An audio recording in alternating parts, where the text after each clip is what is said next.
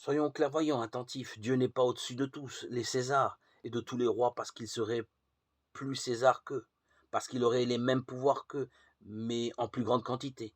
Cette vision d'un Dieu plus puissant que les puissants parce qu'il est doté de moyens magiques, c'est justement celle que Jésus a voulu dénoncer.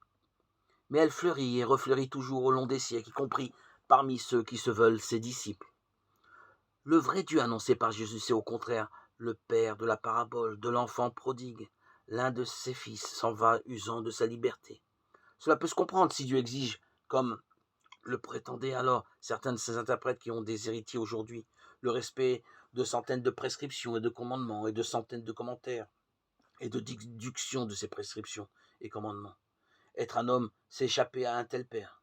Mais le fils, quand il revient désabusé et sans le sou, n'a toujours pas compris qui est vraiment son père, Dieu.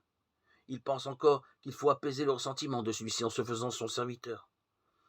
L'autre fils n'a pas mieux compris. Son père, juge-t-il, devrait-il le récompenser, lui, et punir l'infidèle? Or le père embrasse le premier et réconforte le second. Faisons la fête, lui dit-il, puisque ton frère est de retour. Ce Dieu-là n'a rien à voir avec la présentation qu'en fait un certain christianisme et que l'on peut ainsi résumer. Au commencement, Dieu avait fait confiance aux hommes, mais les premiers d'entre eux trompèrent cette confiance, ce fut le péché originel. Dieu furieux les punit et leur descendance avec eux. Pour réconcilier l'humanité avec lui, il fallait un sacrifice, comme il est bien bon. Dieu décida de sacrifier son propre fils, c'est-à-dire un autre lui-même.